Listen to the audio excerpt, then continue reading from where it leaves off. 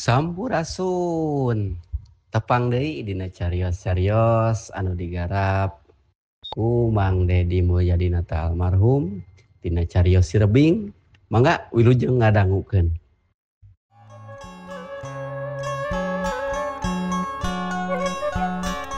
Assalamualaikum warahmatullahi wabarakatuh. Sampurasun. Wargi-wargi Mang Dedi baraya-baraya ki Sunda saantero jagat di mana be ayana, mudah-mudahan alo sadayana sararehat tur panjang yuswa. Sok sanajan urang paanggang pajauh patebih-tebih urang sledoakeun ti kaanggangan, mudah-mudahan tujuan maksud urang sadayana kenging magpiroh ti Allah. Amin ya Allah ya rabbal alamin. Nya malikan kana carita Sirebing ayeuna bagian anu kalima. Sakumah nu kantos di Bandungan dina bagian kaopatna. Pedaran Mang Dedi kepegat ku wanci dina mangsana medarkeun lalampahan Sirebing anu tadina Sirebing teh indit ka nagara siluman nya sanggeus ditenjrag jadi raketekreup jadi alam manusia nyatana keur dipeuleungan. Malah harita teh atuh Sirebing keur diuk we dina akar kai henteu rurusuhan da karek tengah poe pajarkeun teh engke we cenah geus sore balik ka imahna mah. Kitu ceuk pamikir Sirebing. Sabot Sirebing keur jongjon diuk bari jeung ngarasakeun hilwirna angin jeung sorak manuk anu recet matak kelar jeung matak waas. Angin harita matak seger kana awak. Kadenge ti beulah kaler teh sorak anu ngararibut. Samalah aya anu ceceritan sagarupa ceurik. Ih, nah ieu teh aya naon ieu teh yeuh? Ceuk Sirebing harita bari culang cileungpok deui ngomong. Jeung kunaon make jeung aya nu jejeritan sakala. Boa-boa ieuh ceuk geurentes ning hatena atuh Sirebing jeung dung nangtung. Terus limpang nyampeurkeun ka lebah datangna eta sora. Ana breh teh katempo di handapeun tangkal caringin anu gede. Aya sababaraha hiji mencek atuh keur pating rariung. Katempo nu hiji mah atuh keur ngagoler. Pada ngugulung we ku baturna. Aya naon ieu teh? Aya naon Mamang? Jeung deui eta kunaon atuh si ibina beudikeun ka boborot getih kitu? Ceuk Sirebing nanya ka salah sahiji mencek anu pangtukangna. Pok atuh mencekna jawab kieu pok-pokonana. Aduh, kabenaran ayah Jang Eming, ieu pogo kacilakaan si Komen teh jeung si Junta anakna si Ibi ieu. Jadi duanana dihakan ku si Gopar mangkaning karek sababaraha bulan umurna ge. Ceuk eta mencek ngajelaskeun ka Sirebing. Atuh, nyaan telenges eta mah si Gopar. Kumaha atuh mimitina ieu teh? Lu kapugu ge manggawe tanya langsung ka Biki Cah. Ceuk eta mencek anu gede awakna nitah kitu ka Sirebing. Atuh Sirebing malikeun tetipna. Oh nanya ka uncal anu bikang. Kumaha atuh ieu teh Bi? Nepikeun ka anak di duanana atuh bisa dihakan ku si Gopar. Cik si Gopar teh saha da kaula ge nyaho sakadang maung teh. Ngadenge atuh kocapan kitu ti Sirebing. Pok mencek bikang harita. Tadi Ibi basa keur moyan bari nyusuhan anak-anak Ibi. Teu nyahoan aya derem-derem teh aya si Gopar nyampeurkeun. Muni sakilat pisan anak-anak Ibi dikarak kabuluna pisan beungna. Nepikeun kabehakna dihakan hareupeun Ibi pican. atuh tempo suku ibing doang kapag dineda ku si Gopar. Untung ni ibi kaburu lumpah.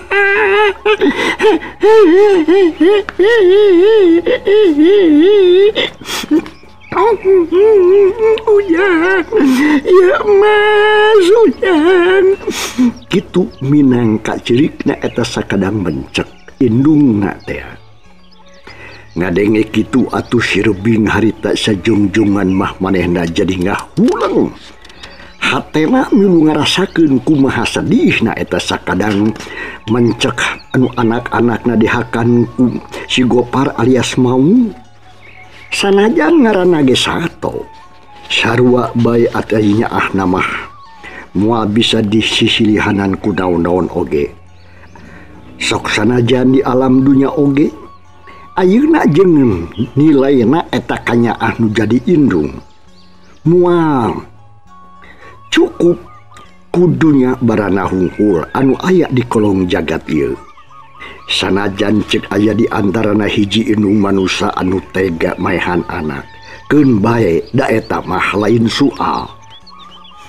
Ngadenge kitu atuh si Rebing harita keke aya naon ieu teh cik aya anu nyaho di mana sayangna teh si Gopar teh cek si Rebing nanya kanu keur ngarariung sasatna mah ting hariu le hungkul sasatuan hungkul anu keur ngarariung harita teh malahan mah lain mencek bae sato lain oge aya didinya teh di antarana aya monyet surili lutung oa me kebo bayawak jeung sajabana teh eta. Ngadenge pananya si Rebing kitu pok Abah Jure harita Abah, apa tempatnya si Gopar mah? Cek anu nyelengkeung horeng si Abah sakadang kebo atuh kebo leuweung teh tandukna giranggai ngaranna teh Abah Jure dadun katelah. Geningan Abah Jure ieu teh.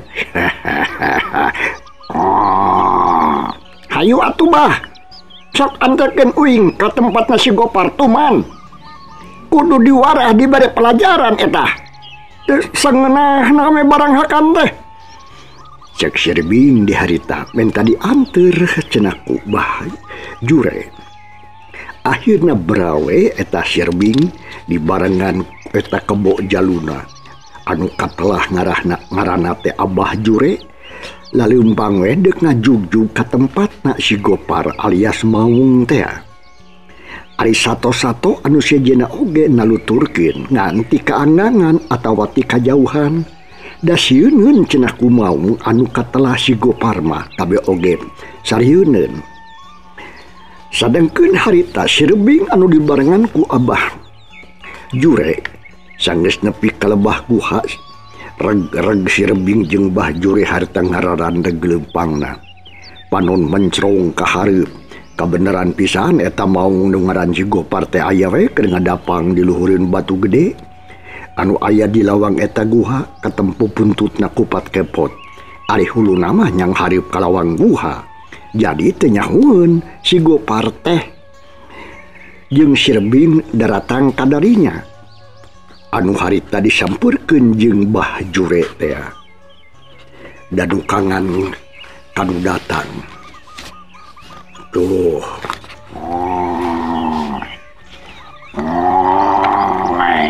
tuh geuning si Gopar keur ngadangong kumaha ari geus kieu jang embing cek eta munding leuweung nu katelah Bah Jure munikeun kanyorod-cod tuurna ge nempo eta Maung.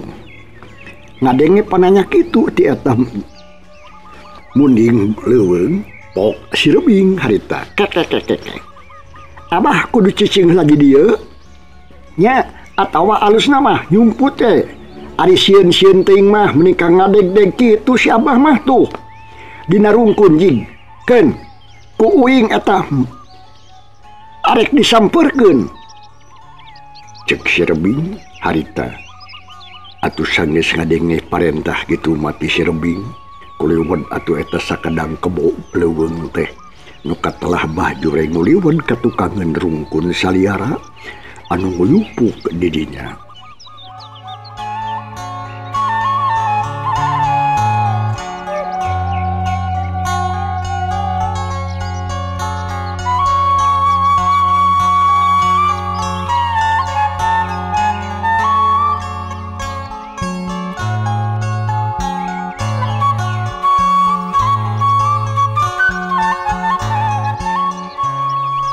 Si Rebing haritaken terus lempang menikeun ka katayepan nyamperkeun ka si Gopar anu keur lalason da puguh sebuah barang hakan meureun atuh puguh tas ngakan anak uncal sadua-dua teh beuneunan sebuah nepikeun ka teurah ceuk jelema teh mah.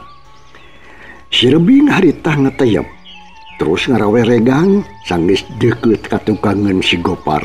Terus buntutna anu kurkupat kepot teh ditincak bareng jeung ngagiltikan eta regang kana ceuli si Gopar bari jeung ngagorowok kitu teh beunang sia nah atuh jabar wasia ka teh hah sia ulah sok nanaon teh kitu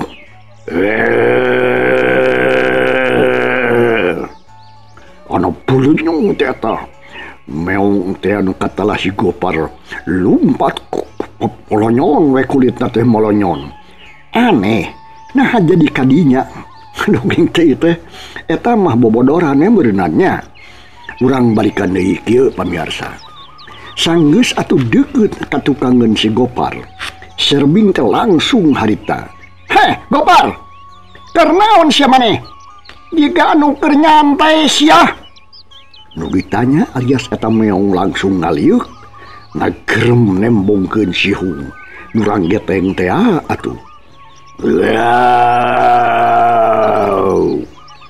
sia rek naon jor ka dieu ieu mah wewengkon kakawasaan dewek si Rebing cek si Gopar kalah morongos ka si Rebing teh bari jeung uang aung kegereman lain teh nyaho ka si Rebing oge eta maung teh ngan kangaranan anu ngaran jadi raja di leuweung jeung pasipatanana atuh angkuh jeung songong jadi si Gopar mah teu ngarasa sieun ku si Rebing oge mentong kasar sia ngomong teh pangna aing ka dieu lain nanaon sacara hade-hade sacara silipikannya sia kahan cek si Rebing jadi kapancing atau amarahna si Gopar alias maung goblok ya teu sopan jemput kehed ka dewek sok omongkeun sia naon pangna sia datang ka dewek nya bisi kasabaran dewek beak dihakan atas sia ku aing uki polontong ngomongna teh da eta mah sakadang mau ngarana oge ngadenge kitu nasa nyalutak tingkaing sia tadi isuk-isuk rumah geus ngahakan anak-anakna dikisah mencek nu dua anakna keneh sia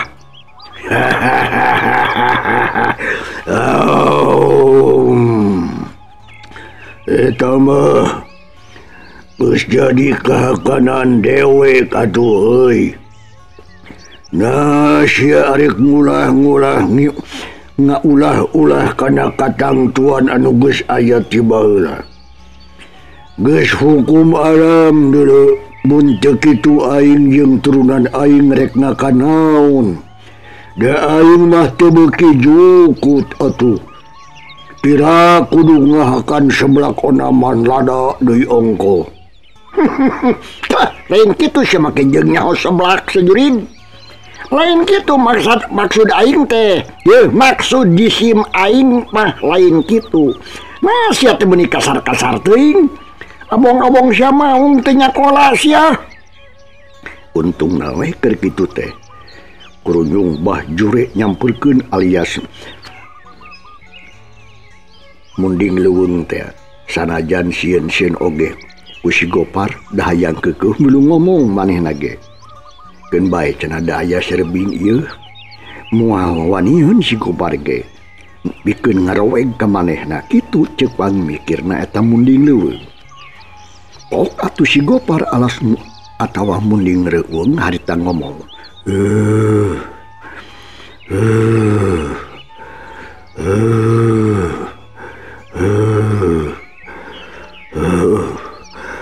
Naon sia jure, sia rek pipiluan sia munding hidung.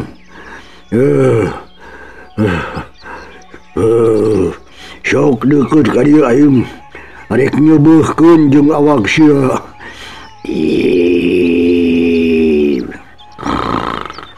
Yain kitu, Gopar. Abah mah harek ngajelaskeun we unggul. Ngajelaskeun naon sia? Hayang ditekuk penuk sia ku aing. Cek eta mau nu katelah si Gopar. Songong belengong pisan begideuna teh. Ngomongna ka si Gopar. Ngabahasakeun lagi sakapeung dewek sakapeung aing. Pok deui atuh munding leuweung harita ngajawab alias bah jure. Kieu Jang Gopar. Lamun ujang terus-terusan ngahakanan sakabeh anak-anak sasatoan. Eta hartina lila kulila mah bakal beak. Atuh moal aya deui sasatoan anak incu keur nu bakal datang kitu. Bahasana eta bah jore alias munding leuweung. Tatag dina ngomong. Jika keur ngomong mungkin jelema we ngadongeng teh. Ngadengi kitu pok deui bah jure nyuluikeun hanca omonganana. Jadi lain haratina ulah barang hakeun. Tapi ulah sote ngahakanan anu laleutik keneh. Tuh hakanan mah loba anu geus karolot pek. Kainya hakanan. Moal nyare kaula ge. Wah! Sudi najis teuing. Teu beuki aing mah ngahakan anu geus kolot mah. Ceungeunah bau pahang. Nya. Cuk si Gopar alias meong teh kekeuh peuteukeuh we teu hayang nurut kana omongan bah jure alias munding leuweung. Pau atuh Sirebing harita. Ges. Kieu ye dedengean dengekeun. Sia mah dibere saran teh kelakah morongos wae. Hayang disisit berenang sia mah kulitnya. Dijeun jaket saku aing mah. Geura sok.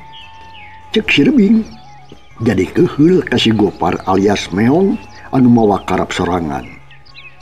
Jeung heuras wae ti koro. Ya, kurang ajar sia Sirebing. Nya dikira aing sieun ku sia. Batur sieun sote ku sia. Tapi aing mah raja leuweung deuleu. Incuna Abah Suminta moal ngajat pikeun ngalawanan manusia pantar sia Rebing. Kituna teh atuh harita eta maung teh garam-garam. Jeung atuh ka si Gopar. Harita langsung ngarontok ka Sirebing. Si Gopar teh langsung nyerang ka Sirebing. Untungna Sirebing teh aturikan ngajuarkeun awakna ka sisi. Atungan kedebut teh hadita awak si Gopar alias mau kedebut dengar kana cadas. Sok sia hudang sia meong congkok. Gopar, lain dadapan anu aya sia sok. Geura hudang sia kahed. Urang ajar sia Rebing. Nyong serikeun eta gaing. Cek eta maung anu katelah si Gopar kituna teh bari jeung dedepongan. Sungutna teh eureun gegerem. Cokorna cacakar kana taneuh nepikeun kang kajebru jukut oge. Bersat eta meong alias si Gopar ngarontok deui. Tapi ku si Rebing mah teu ngingcat saeuna mah. Barang geus deukeut karawak eta beuheung si Gopar alias mau ditewak. Terus dibebutkeun Satakartanaga kana taneuh.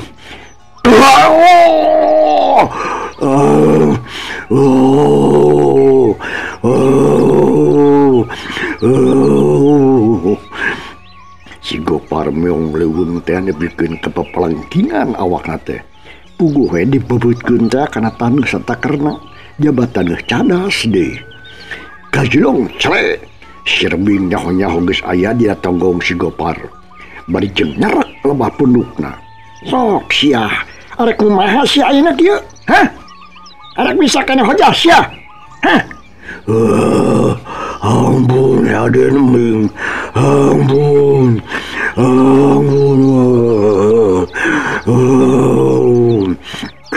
Gaur si Gopur teh gagauran. Bari jeung Wang Haung kegerungan. Nya dancangna ieu carita. Saterus nama si Rebing teh amitan ka sakabeh sasatoan-sasatoan anu aya di dinya. Sanggeus tadi merukeun si Gopar. Jeung geus janji cenah si Gopar teh moal ngahkanan deui sasatoan anu masih keneh laleutik keneh. Sakabeh sasatoan nu aya di leuweung eta nganuhunkeun pisan ka si Rebing. Malahan mah si Badru mah atuh make jeung mahanan cau sagarupa saturuy minangka oleh-oleh cenah. Keur indung bapana Rebing anu mangkuk di lembur.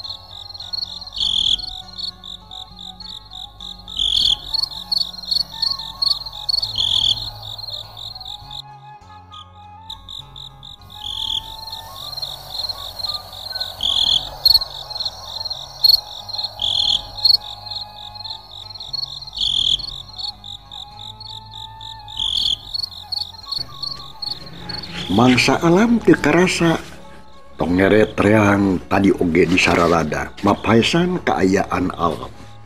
Bekelila alam teh hareup praketak we saripna.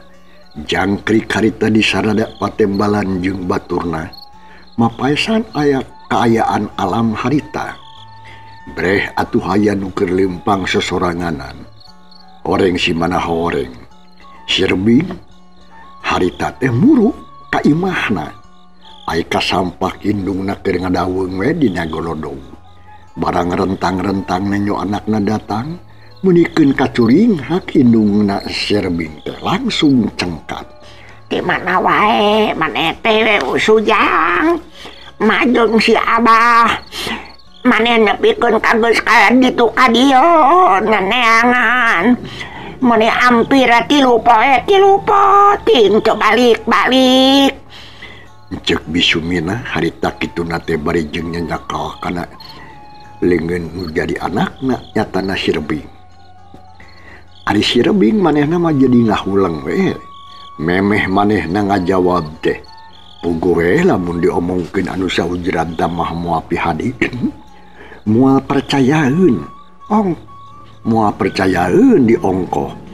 Sabab naon? Sabab indungna moal mercaya pisan. Antukna kapaksa we. Harita si Rebing teh ngabohong ka indungna. Puguh mah susah mah kukuringan di tengah leuweung asa linglung teu apal jalan ka lembur. Apaan geus mineng maneh ulin ka leuweung teh sujang. Nah bisa linglung kitu aya ieu. Indungna rada kerang-kerung. puguh asa aneh atuh ngadenge anakna nepikeun kalinglung segala rupa pan biasana ge tara. Ih ayeuna mah nyeta teuing atuh mah. Ieu uing ge atuh teu ngarti.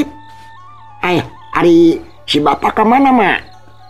Cek Sirbing teu papanjangan harita teu katutuluyan tungtungna mah jadi nanyakeun ka bapana we anu memang harita katinggalna can katinggal di imah alias eueuh.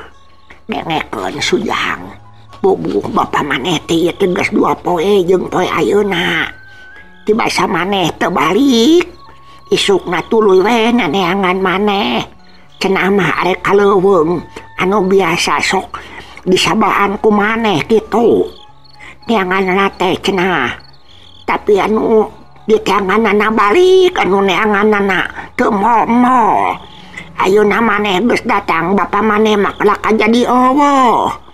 Can balik keneh bae Sujang nepi ka ayeuna oge. Cek indungna Sirbing harita bari jeung norostos ngomong. Nah kumaha atuh ari si bapaknya. Teangan wae atuh ku aing yeuh. Ayeuna hariwang bisi kumaonam. Kana si Ujang. Ulah diteangan ayeuna sia geus burit ieu maju ka peuting ayeuna mah. Jabatan maneh oge karek balik beureun hayo. Kana ngadon eueuh sararea gerang teh. Waya geradaharan heula ka itu. Kana bapa maneh mah sugan engke balik. Cek Bisumin harita nyarek ari kudu anakna neangan bapana harita mah dageus maju ka alam peuting di ongko. Nepikeun kawanci tengah peuting oge Mang Armin teh bapana Sirbing can aya jebul balik. Daeta mah Bisumin hatena mingkin teu pararuguh. Ras bae atuh aya anak aya bapana atuh teu puguh datangna. Jeung di mana-manana. Panjangna alam dina ieu carita teu kacaturkeun. Mangsa alam urang gancangkeun bae urang kocapkeun mangsa alam isukna isuk-isuk.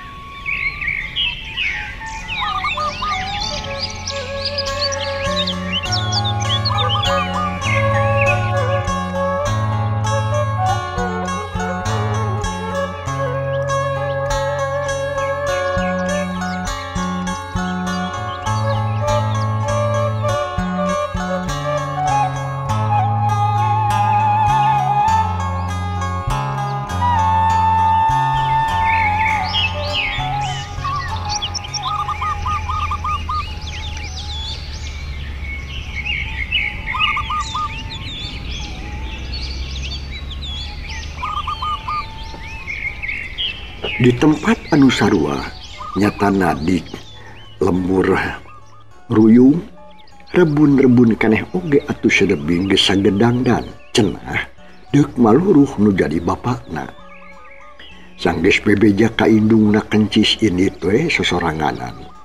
Indungna mah omat-omatan lamun teu panggih mah buru-buru cenah balik deui.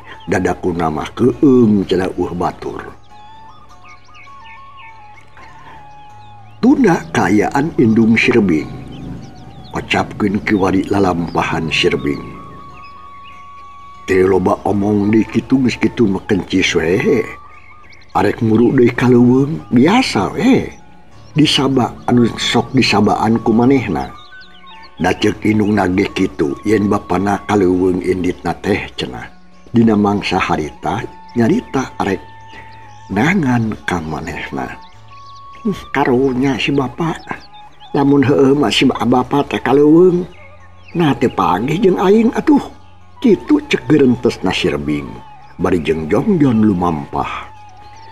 Sanggeus anjog ka tempat atawa kaleuweung anu ditujuna Sirbing ngajajanteng heula bari jeung nulak cangkeng panon darateret ngencang atuh kaluhur jeung kahanap teuing keur ngerangan naon.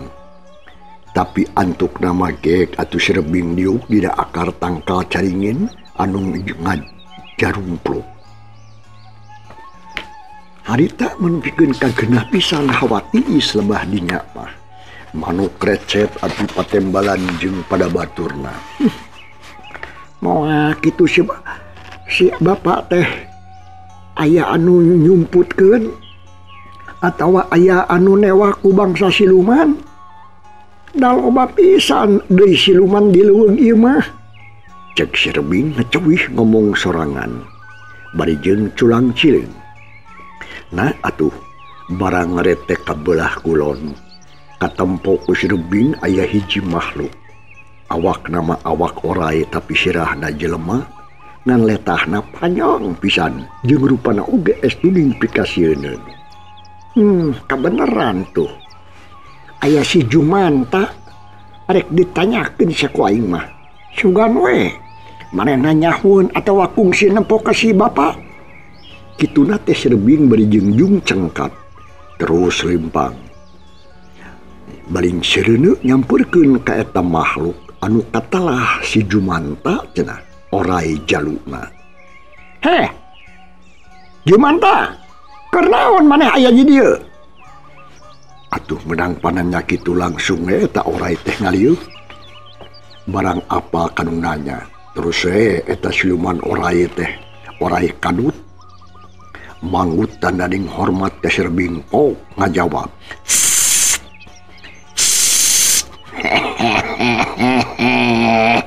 Agan geuning. Biasa we uing mah. Keur ngalabuah harenong. Rasap mending mareuh peuy kieu. Jaba arasak deui.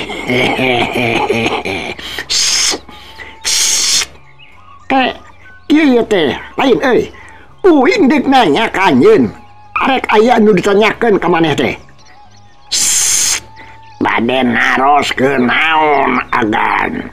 Kieu sugan jeung sugan manehnya atawa batur maneh kungsi nempo aya saurang jelema anu asup ka leuweung ieu. Sugan maneh kungsi manggihan atawa duka atunya. Agan dan anom duka teterang. Da uing mah karek ayeuna deui ulin ka dieu teh. Tapi ke atuh urang tanyakeun ka si Burok. Manehna mah sok nyaho wae da. Syukur si Burok. Budakna diemeh lain. Nya eta tah. Dan agan anom manehna mah jaba bisa ngimpleng kanu jauh oge. Boga aci sangkala bolong si Burok mah. Tembana eta orai gibug alias orai. Hideung anu katelah Jumanta. Tepupugu madonder ngomongkeun riwayat si Burok. Tah kabeneran atuh kitu mah. Heuh alus tah ari kitu mah. Di mana teh ayeuna? Saha teh agan anon? Si Burok. Dan ditu pilarian bae ku agan. Nya akhirna Sirebing menang keterangan si Jumanta alias orai bedul teh. Ngeunaan di mana ayana nu jadi bapana Sirebing. Kasugri para wargi cag heula urang tunda lalampahan Sirebing anu kiwari keur ngeureuyeuh maluruh nu jadi bapana. Urang tunda heula sakedap. Insyaallah kaharep kasamper deui. Ayeuna urang kocapkeun kaayaan Mang Armin ta atawa Mang Armin anu poe harita manehna teh keur neneangan ka Sirebing nu jadi anakna. Kebat lumampahna Mang Armin teh ngajugjug ka leuweung tempat pangulinan Sirebing anu sok biasa da geus apalin deui bapana mah. Sanggeusna aya di jero leuweung, Mang Armin harita mapai-mapai kabelah kaler kasuklak sikluk. Teh sirikna Cek bohong tema unggal rungkun disusun, unggal pasir disungsi, malah barjeng kitu teh manehna oge gera-gero nyalukan ngaran anakna. Tapi edas eueuh nu nemalan. Anakna taya tanda-tanda anak acan nepikeun ka teu karasa waktunya relek deui nyaho-nyaho geus burit teh harita teh. Geek atuh Mang Armin alias bapana si Rebing diuk dina handapeun tangkal kai. Sukuna karasa rarincung jeung capekna beak karep. Nakamana atuh anak aing si Suyang. Pan biasana oge ngajedog di leuweung ieu pangulinanana teh. Cek Mang Armin harita ngecomang ngomong sorangan. Ting bakat ku capek we meurinan. Teu karasa jol guhar we manehna sare. Munikeun ka tibra pisan hanapeun tangkal kai anu gede. Nya dina kaayaan kitu. Kahareupeun Mang Armin anu keur sare. Aya dua makhluk anu jarangkung gede. Sirahna sarua atuh bardegul. Papakeanana duanana ukur marake cawet. Dina masing-masing leungeunna atuh anu kabelah katuhu marawat tumbak. Barang serong kahareupeun Mang Armin anu keur sare. Anu saurang atuh ngaraneg bari jeung pok ngomong ka baturna bangun anu atohna keranan. Haji aya manus geura hees euy. Milik macimanya we geura. Kitu pok-pokan eta buta anu rada gede. Kabaturna sok nyebut Adi. Meureun eta teh Adi Lancik. Lancikna harita ngomong kitu teh bari jeung gutak-gitek segala rupa. Tok atuh Adina harita. Mana bisa nyaka. Hayu urang bawa kamari guys. Urang sate jadi tujeng barudak. Ya, euy, urang gocong ya kudua aja haji. Apa? Rupa-rupa teh pamolahna eta dua makhluk teh. Rangkayang atuh gancangna carita. Mang Armin teh harita dipayang kuduaan. Atuh tinggal teleng ngalikan di kaditu dieu jur gereyeng we. Awak Mang Armin harita anu keur sare tibra teh munikir ka ngasagiriwil dipanggul ku salah saurang makhluk tapi panggeulana pok harita. Mang Armin langsung hudang barang sadar manehna atuh ngarasa riwas. Sabab geus aya dina tak-tak eta makhluk anu pangawakanana leuwih gede di manusia biasa. Ya, nyoronkeun sia uing heh. Arek dibawa ka mana si aing? Cek Mang Armin harita kituna teh bari jeung gugurin jalan. Keukeuh hayang leupas cenah panyakel eta makhluk. Weh, ngajedog sia babalak. Montong loba cacanya segala rupa sia. Gabongannya sia make los-los ka wilayah kakawasaan aing.